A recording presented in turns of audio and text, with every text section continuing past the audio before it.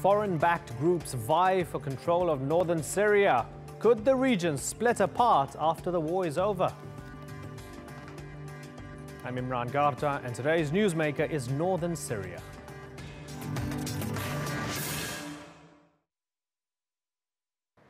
Fighters formerly linked to al-Qaeda have taken over the Syrian city of Idlib. It's a major victory for Hay'et Tahrir al-Sham, as the group cemented itself as one of the top rebel forces in the country's north. Almost immediately, dozens of surrounding towns and villages came under their control without a single shot being fired. But not too far away are areas held by Syria's main opposition, along with the YPG and Daesh terrorist groups. The fighting between them has become a tug of war, with territorial gains frequently changing hands. And it has us asking, could we be seeing the breakup of northern Syria right now before our eyes? More on that in just a moment, but first, this report from Shoaib Hassan.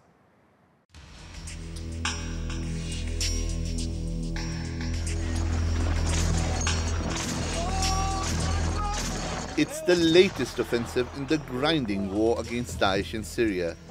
The Syrian Democratic Forces, or SDF, leading the onslaught on the terror group's de facto capital in Raqqa. The SDF is primarily made up of the YPG, allied to the terrorist PKK organization.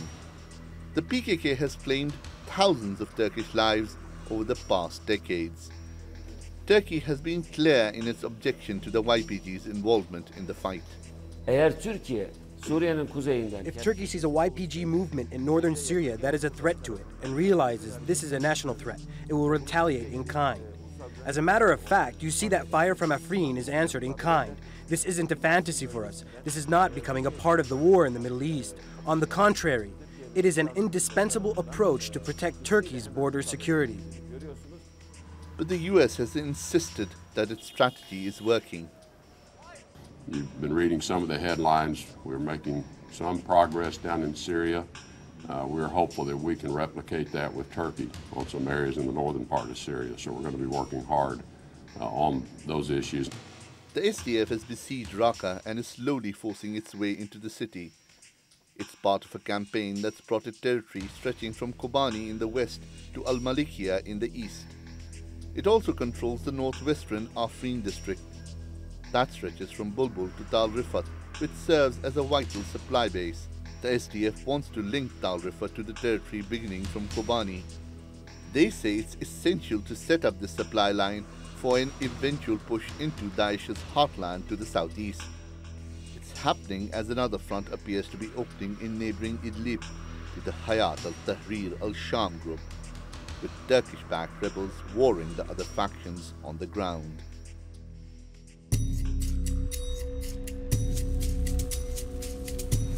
Idlib province had escaped much of the recent violence, providing sanctuary to many refugees fleeing the main conflict zone.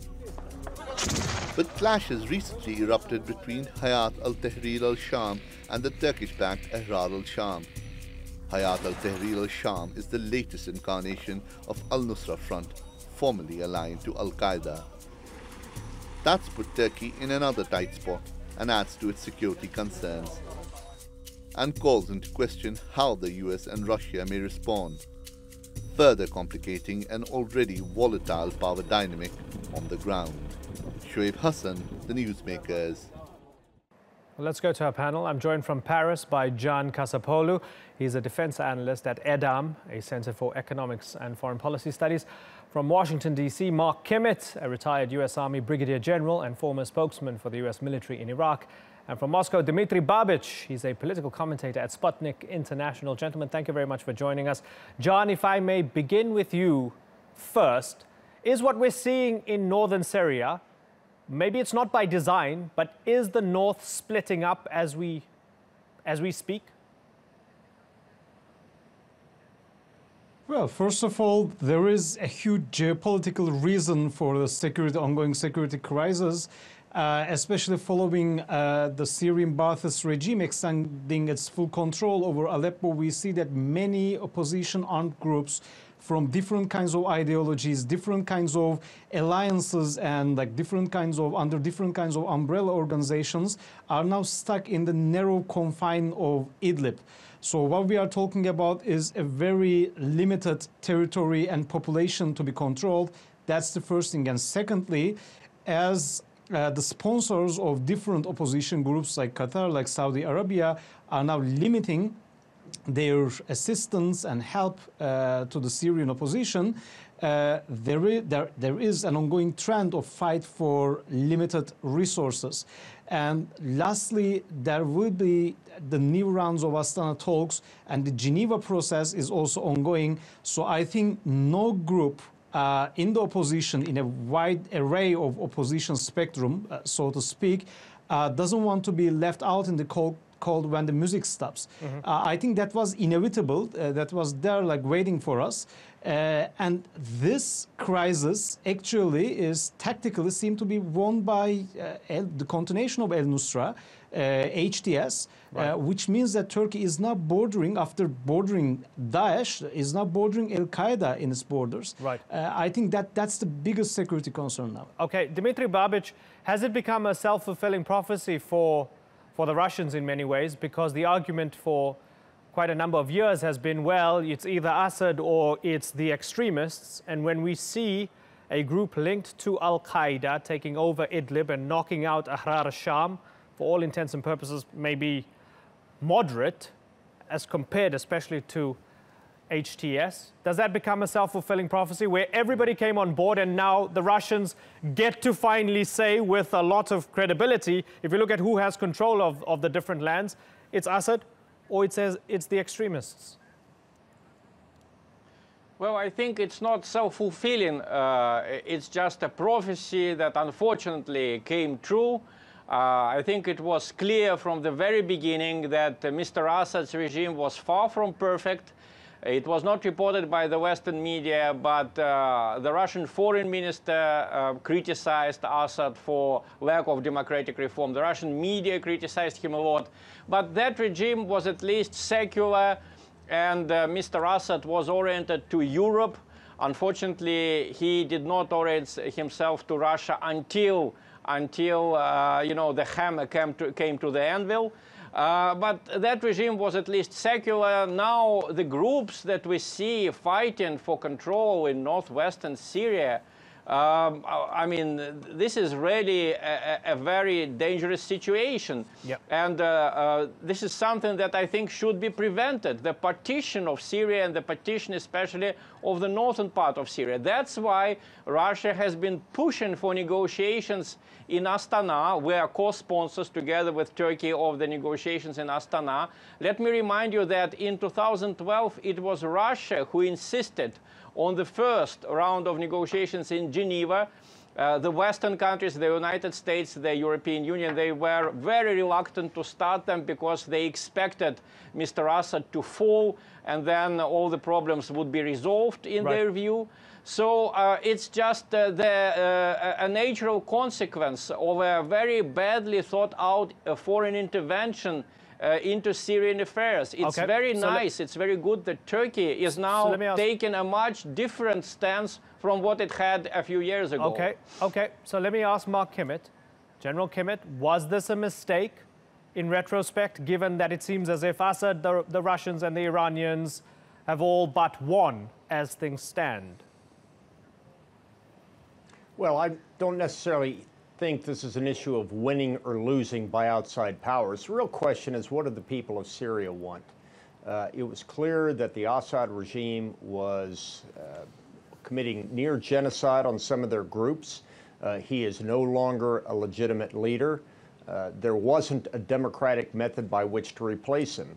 That was the policy of the Obama administration. I think the policy of the Trump administration is a bit more nuanced. First and foremost, our focus inside of Syria right now is the destruction of ISIS, winning the war against ISIS inside Raqqa. The issue of the opposition groups, that changed considerably when the Russians conducted the actual foreign intervention in 2015 to prop up the Assad regime. And the Russians are playing a very interesting game here. I don't think it's an issue simply of Idlib or any tactical battle, but it's clearly the desire of the Russians to make Syria a client state of theirs, far more so than it had been in the past. Right. And also, Russia doesn't want to lose Syria to the Iranians. Right. So I think at the end of the day, the United States and its coalition partners will remain focused on ISIS. As to the future partition or unitary nature of Syria, I think that's going to be decided through political discussions and negotiations more than anything else. Okay, I want you to have a listen to the Turkish Deputy Prime Minister Numan Kurtulmuş. Have a listen to what he had to say about the United States supporting groups that are enemies of Turkey. Have a listen. How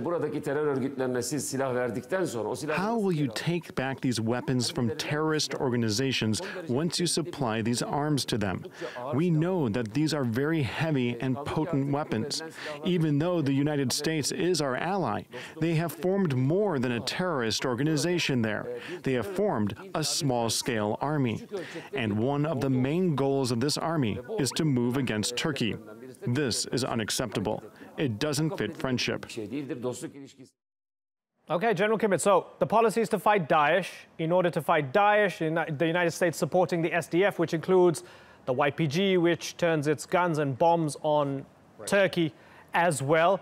Do you genuinely believe that the United States actually believes that reassurance that they gave to Turkey, and they believe that they're going to get those weapons back after these guys defeat Daesh in Raqqa? Well, as the Deputy Foreign Minister said, there have been some large weapon systems that have been provided to the SDF. There is no proof, no evidence that those weapons have been used by anyone against Turkish forces. We use a system inside the United States run by both the State Department and the DoD called end-use monitoring. Yes, we do expect to get those heavy weapons back. Yes, there is a process by which we monitor the transportation and the management of those weapon systems. And I agree with the Deputy Foreign Minister that there are legitimate security concerns that Turkey can have with regards to their borders and regarding the infiltration of these weapons and these fighters into Turkey. That is not the United States policy, and we certainly don't want to see Turkey's sovereignty or territory at risk by forces fighting ISIS inside of Syria, one day turning their guns on the Turkish people. Okay, Dimitri, I know you want to come in, but just give me a moment. I want to get John's perspective on this for a second. John, do you believe that? Do you think it's going to be that easy, that the weapons are just going to go back to the United States and the YPG is going to say, hey, we're not interested in a state here in Northern Syria. We're not going to keep these weapons? Well, personally speaking, I really value the Turkish-American strategic partnership and defense ties, and I think these ties really help both nations to develop their security and national defense capacities. That being said, I have some tangible doubts about this arms transfers to PYD. The first thing is we don't see a buyback calendar here, a buyback roadmap here. So the thing is we know that certain weapons are being transferred to PYD, but when or where will United States get back these kind of capabilities? And by the way, these are game-changer capabilities. We are talking about anti-tank guided missiles. We are talking about recoilless rifles. We are talking about really tactical game-changer systems, which we saw the results, the kind of results on the ground back in 2006 in Lebanon, when Israeli defense forces faced with these kind of formidable hybrid capabilities at the hands of Lebanese Hezbollah. Secondly, we don't see any open, tangible limitations about those arms. So those arms will be used in Raqqa. We know that. We know that the Trump administration is putting the ISIS threat in the forefront. We also know that.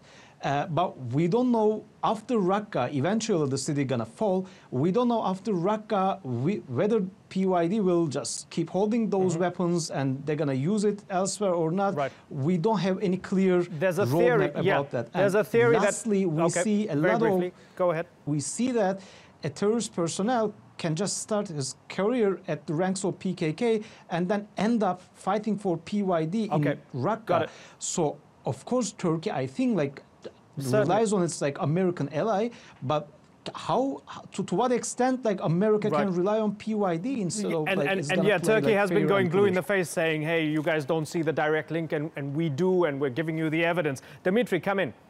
Well, I think we all remember some very negative experience that the whole world had with American weapons supplied to Afghan Mujahideen. I don't know about the end use or some other strategies that the United States has. They said the same thing about the Afghan Mujahideen. We know that terrible weapons that had been given to them by the Americans in order to fight the Soviet army, they later popped up in the hands of terrorists around the world. Sometimes they were used against Americans. Okay. So we have some very bad experience here, and there is no reason not to expect that the same story will repeat itself between YPG and PKK. And the other important moment, when when the general said that Russia intervened in Syria in 2015, let me remind you that Russia came there on an invitation from the Syrian government. Before the Russian planes started operating, the United States and their coalition had been bombing Syria for 11 months, and despite that, the so-called Islamic State kept expanding. Certainly, Dimitri. The Islamic State started to shrink only after Russia got involved. Dimitri, by 2015, there had been, in some circles, unanimity that in many ways the government had lost its legitimacy because at that time, 250,000 people, the vast majority of them, were killed by Bashar al-Assad's forces, by barrel bombs, and so on. This is why Let me respond to that. Okay, go for it. Let me respond to that. By that time, no, you don't give me a chance to respond. Now listen to me. Saying, go ahead. By that time, the whole world has seen how the so-called freedom fighters, backed by the United States in Syria, have been executing Syrian soldiers in public, on television, how one of them had eaten the heart of a Syrian soldier. So the world has seen a lot of atrocities committed by the people supported by the United States and the European Union. Okay. By the time Russia had come to Syria, the American bombers have been bombing Syria for 11 months, and they were not invited by anyone. Russia was invited by the Syrian government, which is a member of the United Nations. Okay. See, gave you an opportunity. Mark Kimmitt, after Raqqa, and we hope, as you mentioned earlier on, we hope for the people of Raqqa that they are liberated from the diabolical forces of Daesh. If Raqqa is won, what happens? There's a theory that Deir ez-Zor, there'll be a race for Deir ez-Zor, and we'll see the regime trying to fill the gaps while others are going to go for Deir ez-Zor. What's going to happen after Raqqa, Mark Kimmitt? Yeah, well, first of all, I've got to think my way through that answer because I'm still focused on the last answers that we've heard from our guests because they were so rife with inaccuracies, I couldn't help but laugh. Look, it is clear that the reason that the United States and its 70 coalition partners are inside of Syria right now supporting the SDF and others is to defeat ISIS. If in fact there are remaining ISIS elements once the defeat of ISIS is complete inside of Raqqa, we will continue to pursue them. That is our objective. We don't have any long-term territorial ambitions. We don't look at Syria as an opportunity to expand our footprint in the Middle East. The 70 nations of the coalition have a clear mission, and they're focused on that mission alone. The three-nation coalition of Russia, Iran, and Syria may have other plans for Syria in the long run, but at this point, that's not the mission of the United States. There may be some people thinking about that, but right now, our focus is ISIS. Okay, John, is it now a question of when rather than if Turkey will move on Afrin?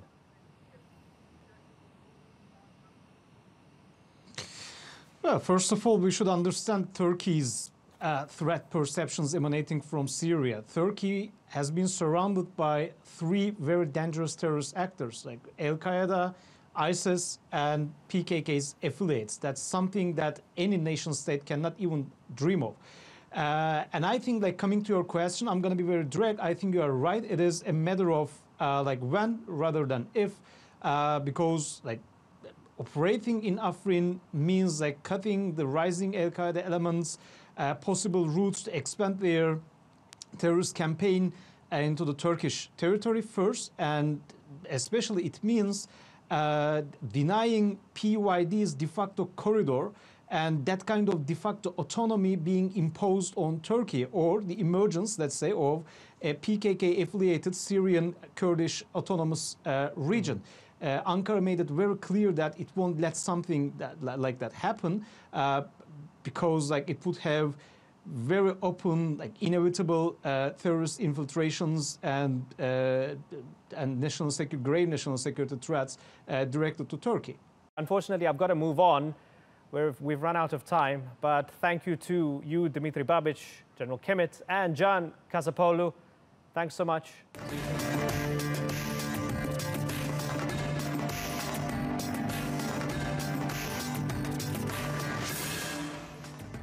Coming up on the program, has a U.S. judge crossed the line by proposing prisoners get sterilized?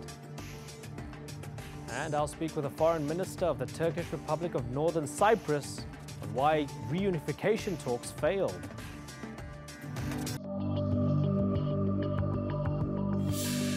Despite the very strong commitment and engagement of all the delegations of the different parties, the conference on Cyprus was closed without an agreement being reached.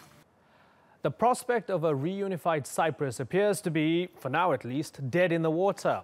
10 days of high-level UN-backed talks held in Switzerland earlier this month were said to have broken down in acrimony.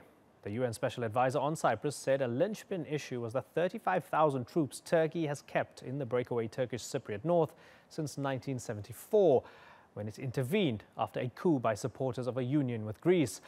Following the failure of the talks, Greek Prime Minister Alexis Tsipras said that no nation in the 21st century can be considered sovereign if it is subjected to intervention. Well, joining me now in the studio is the Foreign Minister of the Turkish Republic of Northern Cyprus, Tahsin Ertugruloglu. Sir, it's been a pleasure having you on the program. It's good to finally talk to somebody who's directly involved. Everybody was very hopeful about what was going on in Switzerland. Who caused the collapse of the talks? Was it them or you? Well, it's not such an easy question to answer, for the simple reason of the fact that the United Nations organization itself is responsible for the failure of a 50-year-long negotiating process, for the main reason being the treatment of the Greek Cypriot side by the United Nations organization as if they are the legitimate successors of what used to be a partnership republic of Cyprus of 1960, and treating the other partner, the Turkish Cypriots, us, as if we are a secessionist ethnic minority of the Republic of Cyprus. This treatment of the UN organization itself is the one and only main reason why negotiations are doomed to failure. One reason being that the Greek Cypriots have no incentive for a negotiated. They have nothing to give up, or? They have nothing to gain. But they have already gained what they wanted. I see. So they have nothing to give up, but you're saying the UN preferred them. This is exactly what they're saying about you right now. They're complaining about the UN Special Envoy Espen Barth Eider. The President of Cyprus, Nikos Anastasiades, said, "It is said that people who are mandated to defend international law lie publicly in order to justify Turkey. Both our records and their records will be made public in detail in order to reveal at last who tells the truth." They're saying the UN envoy is lying to the Secretary General about what happened. They're saying the UN is giving you preferential treatment. First of all, let me correct one huge mistake, which is classifying Anastasiades as if he is the president of Cyprus. He is the president of a Greek Cypriot state that pretends to be the Republic of Cyprus. That is what I meant by the UN organization being responsible for the failure of the talks, not just in Crans-Montana. This is a negotiating process that has been going on for the past 50 years. What I meant was there is a member sitting at the UN General Assembly called the Republic of Cyprus, when there shouldn't have been. Because if we are going to analyze what's happening now, we must first understand what kind of a republic the Republic of Cyprus was at its establishment. It was a partnership republic of two political equals, Turkish Cypriots and Greek Cypriots. It was a republic that had limited sovereignty. It wasn't a fully fledged sovereign state. It was a republic that guaranteed that neither the Greek Cypriots nor the Turkish Cypriots on our own, without the other partner, would have the right to claim to be the Republic of Cyprus. The sovereignty of the Republic of Cyprus was totally based on the continuation of the partnership between the Turkish Cypriots and Greek Cypriots. Once that partnership broke down in 1963, as a result of the Greek Cypriot armed onslaught against the Turkish Cypriots, and they monopolized what used to be a partnership republic. They monopolized it as a purely Greek Cypriot republic. The United Nations organization made the huge mistake of accepting them as if they were the legitimate successors of the Republic of Cyprus. Okay. So since then... Yes.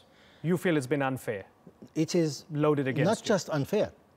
It is against international law. It is against the agreements that created the Republic of Cyprus. It is against the very constitution of the Republic of Cyprus. So you shouldn't treat the Republic of Cyprus as if it is a republic of Cypriot nation. Right.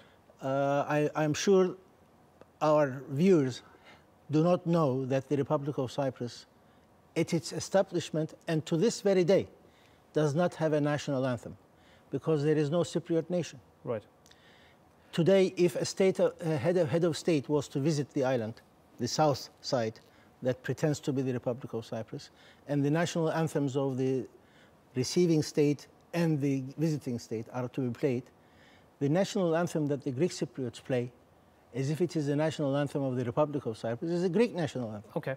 So the rhetoric that the Greek Cypriots are using as if the UN is biased against them and favoring us is totally baseless. Let me take that a step further. You felt that the UN giving them that sort of institutional global recognition harmed you. When they became EU members, was that basically the nail in the coffin of any reunification? Because why should they give that up? Absolutely. This is what I said. Why I said the Greek Cypriots, what they are interested in is the continuation of the negotiations in an open-ended manner. We've wasted 50 years. We can negotiate for another 500 years.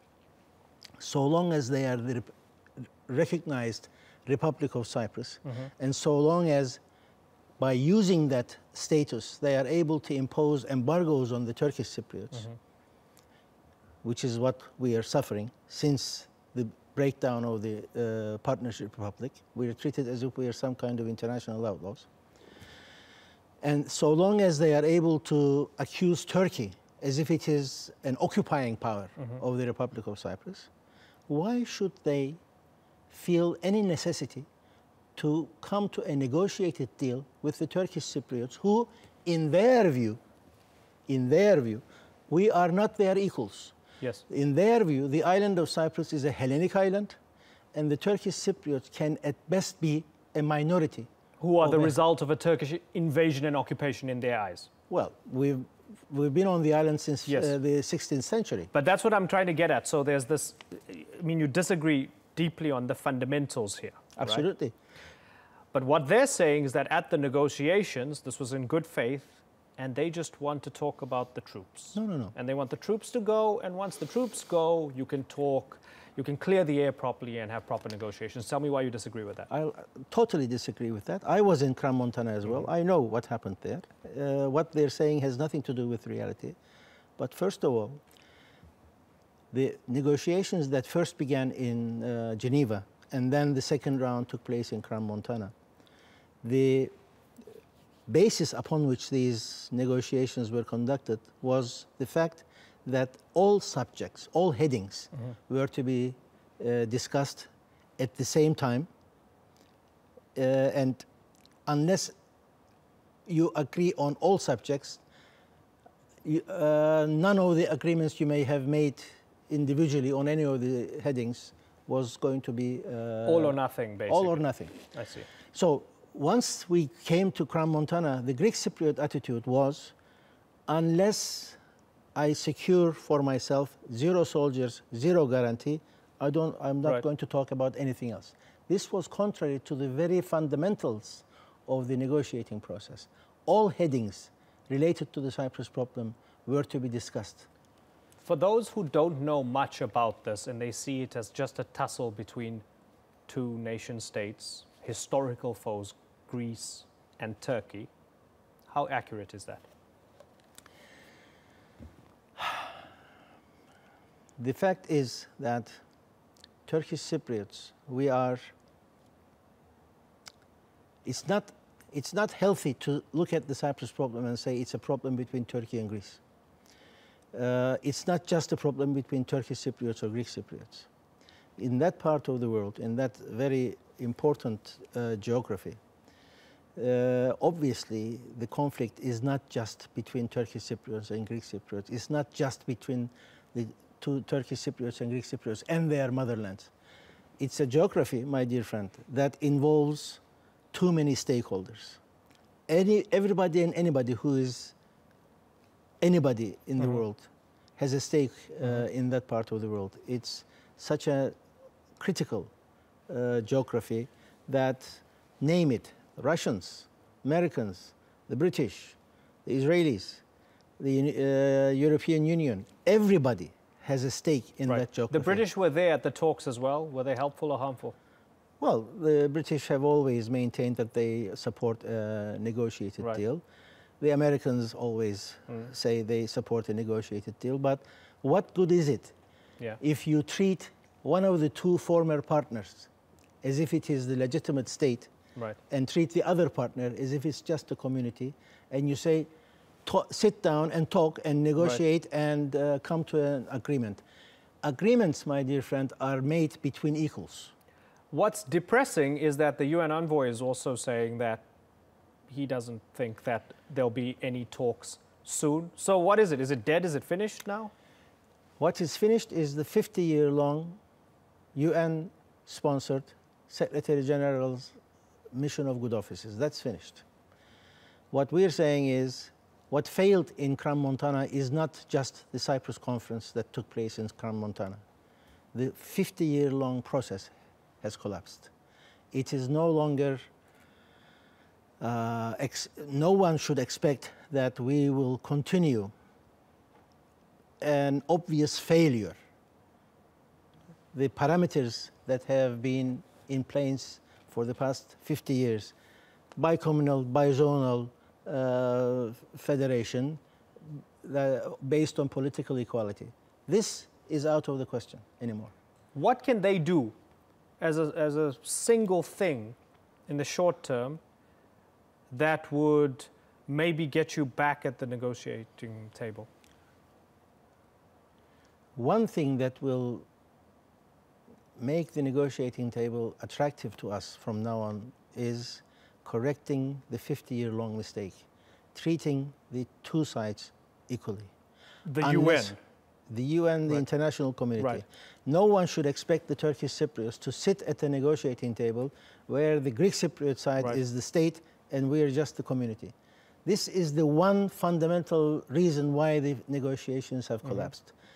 Why should the Greek Cypriots feel any necessity to share with us the benefits of international recognition? Not only do they have international recognition, EU membership, they've also discovered gas.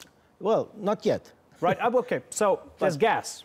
So there's a provocative suggestion by Mithat Rende, the ambassador, former Turkish ambassador to Qatar, who said Turkey should send ships and start to pull it out of the sea. Is that something that will be detrimental to any peace, or is it something that's good?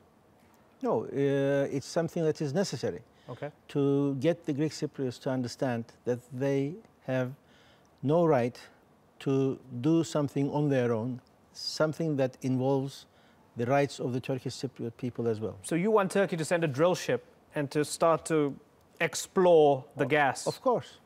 And what if it provokes them and they say no peace? Sorry? What if it provokes the Greek Cypriots and Greece as well, and they say, well, we can't trust you? Well, they don't trust us anyway.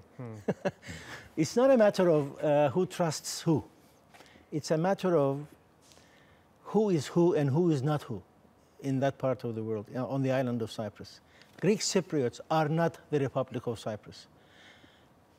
It doesn't matter whether the UN recognizes them as the Republic of Cyprus. It doesn't matter where international companies sign agreements with them as if they were the Republic of Cyprus and they go in and start drilling. So long as the Turkish Cypriots don't recognize them as the Republic of Cyprus, so long as a Greek Cypriot authority that claims to be the Republic of Cyprus has nothing to do with the Turkish Cypriot people, the Greek Cypriots themselves know that they are not the Republic of Cyprus. The Greek Cypriots themselves know that there is no way they will be able to get away with drilling oil, natural gas, whatever, without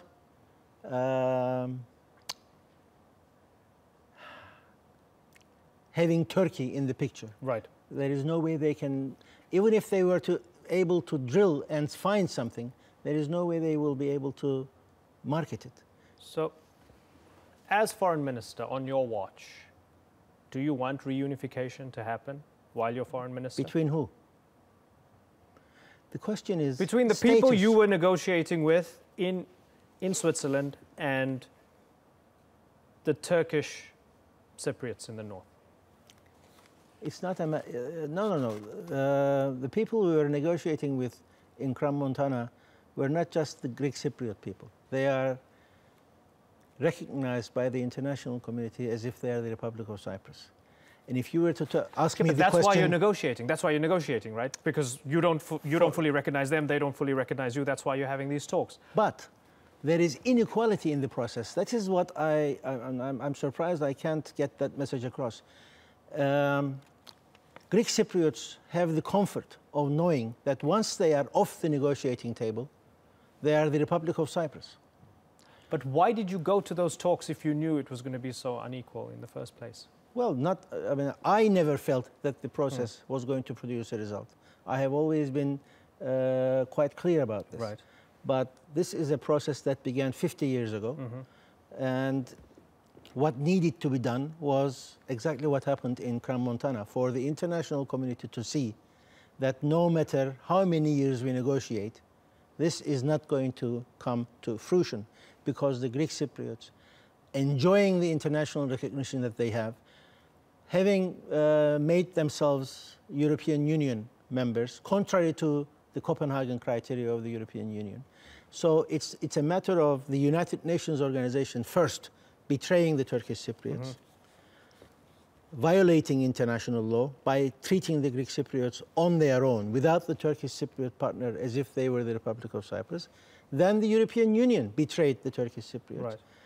Contrary to Copenhagen criteria, treating the Greek Cypriot state, pretending to be the Republic of Cyprus, as if it is a proper applicant. We all know why the European Union did that, because Greece threatened to veto the whole enlargement, which the Germans especially needed so badly. So the European Union betraying the Turkish Cypriots, imposing embargoes on us. The United Nations organization betraying the Turkish Cypriots, treating us as if we're some kind of an ethnic minority of the Republic. Right. But the only platform that the international community made possible for us to negotiate in was the UN-sponsored Mission of Good Offices. And does this mean you will lean more on Turkey now? No, Turkey will always be our motherland. We will always have special ties with Turkey. There is no way the Turkish Cypriot people will distance themselves from the Republic of Turkey. Turkey is our motherland. And it's the only country to which we trust. It's the only country that has demonstrated its willingness to send her boys, her sons, her soldiers to die, if necessary, to protect the Turkish Cypriot people. We have enjoyed security only since 1974, after Turkey militarily intervened. From 1964, my dear friend, to 1974, there were UN peacekeeping forces on the island of Cyprus. But the killings of Turkish Cypriots, mass murders, abductions, kidnappings, all sorts of violence against the Turkish Cypriots continued when the UN peacekeeping forces were already on the island. Yes. Because they were not sent there to protect the Turkish Cypriots. They were only sent there to observe what was happening and to report to headquarters. So our security, we only trust the Republic of Turkey for our security. And once you sit at a negotiating table, my dear friend, and the other side keeps saying zero soldiers, zero guarantee, because a modern state does not have all of these things. They say we're not going to talk about anything else unless we secure these, first of all. Right. And the Turkish Cypriot people are saying from day one to this moment and forever that we can only trust an agreement if it involves Turkish guarantee. Right. And in the negotiations, Turkey has also stated that after a certain time period, for example, 15 years, we are willing to review the guarantee system. They rejected that.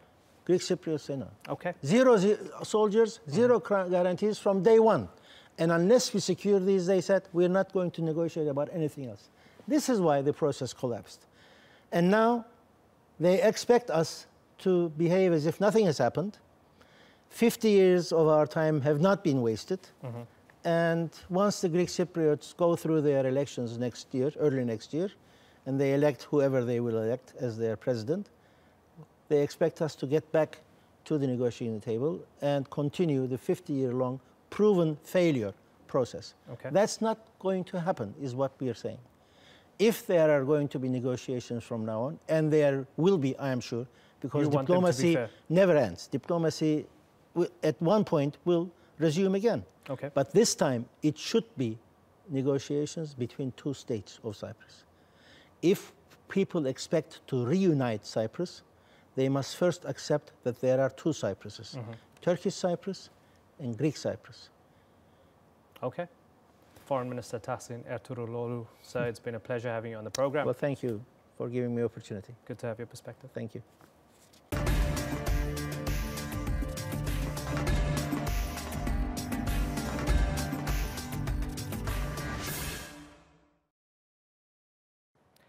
A judge in the southern United States has raised the ire of rights groups by making this deal with prisoners: get sterilized and receive 30 days credit towards your sentence. Judge Sam Benenfield of Tennessee offered men free vasectomies and women Nexplanon implants, a form of long-term birth control.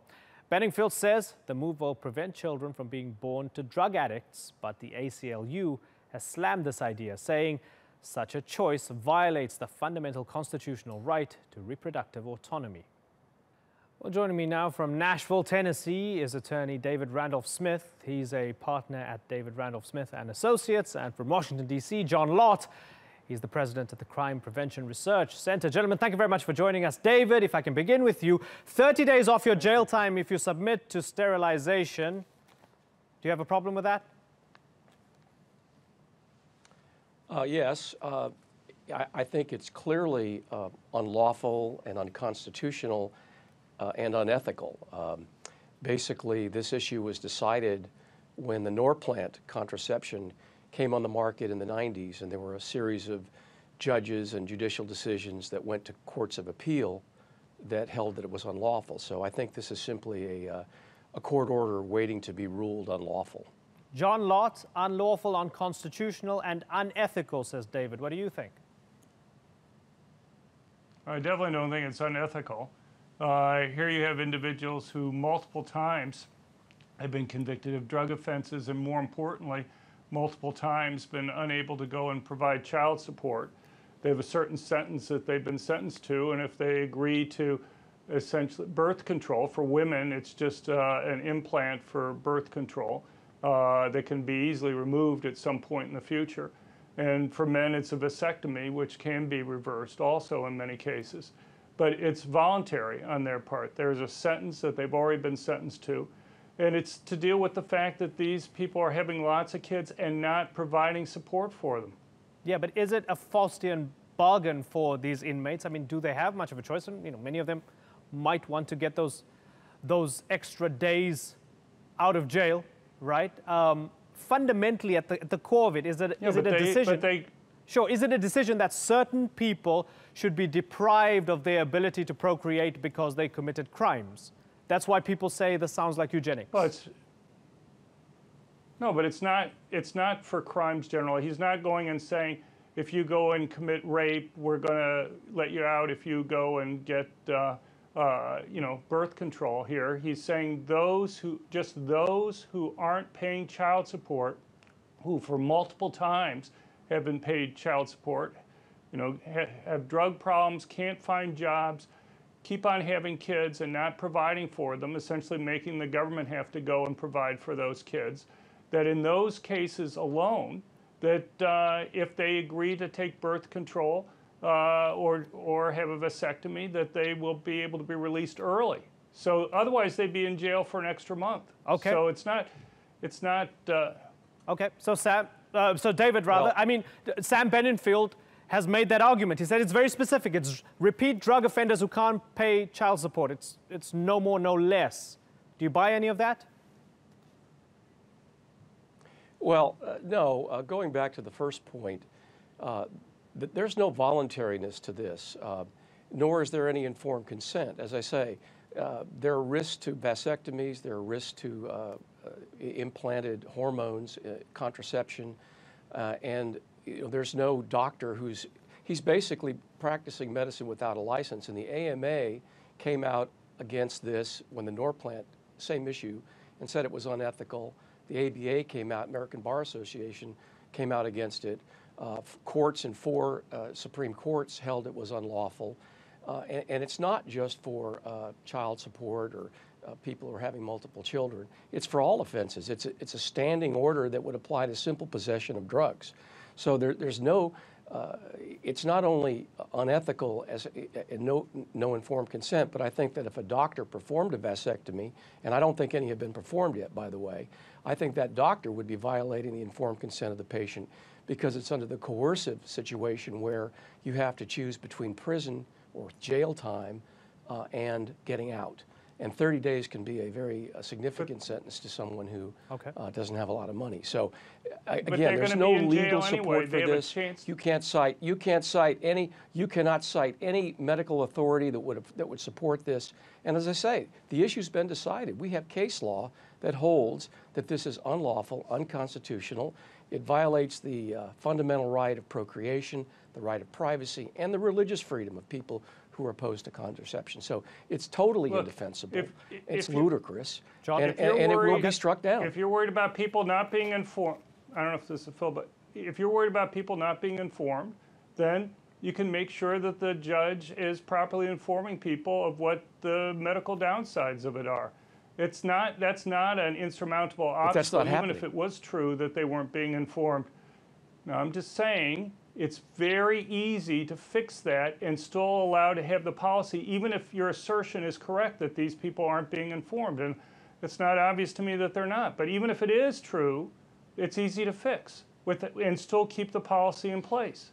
Well, that's not happening. And even if but even if that did happen, even if you had a doctor in the courtroom explaining what the risks of vasectomy and what the risk of Nexaplan was, inserting this in your arm for 3 years, and the hormonal effects of that, even if you had a doctor in the courtroom, it still wouldn't be constitutional or lawful because you're forcing people to make an involuntary coercive choice to choose between jail and contraception or sterilization. That's not lawful.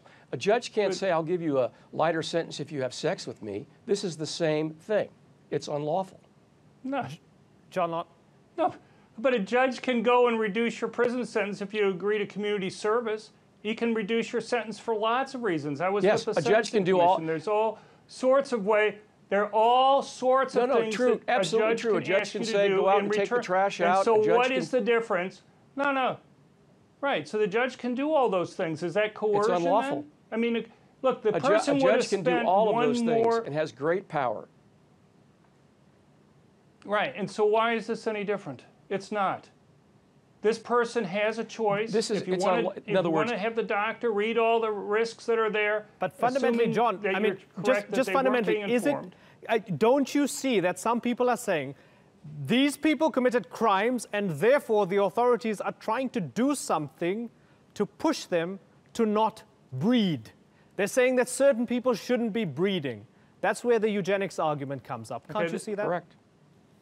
I understand if that was the case, but this judge has been explicit that he's using it in cases where somebody's had many kids and not been providing on multiple occasions child support for those kids.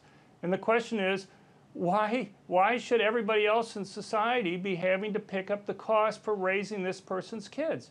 It seems like a perfectly reasonable thing. He has a certain prison term. He can get it shortened. Some judges will shorten it if you do community service. Some judges will do it if you take out the garbage, to use David's example that's there.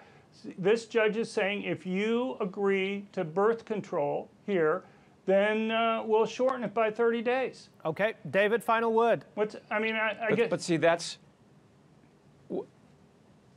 you're right. A judge has all this power, but you can't do something unlawful. And my example would be if the judge says, if you have sex with me, I will shorten your sentence by 30 days. A judge cannot do that. Why? Because that's unlawful. It's a due process violation. Well, the judge is benefiting directly from that. It's a due process. Well, I mean, I'm just saying the judge cannot impose. That's not a good example because the judge in that case is biased. Yeah, but where you disagree, John and David, is where David said there's a right to reproductive autonomy and bodily integrity, which is folded into the fundamental right to privacy. Right? That's where you differ. But they have. I've got to move on. But it's been good having both of you on, David Smith and John Lott. Thank you very much.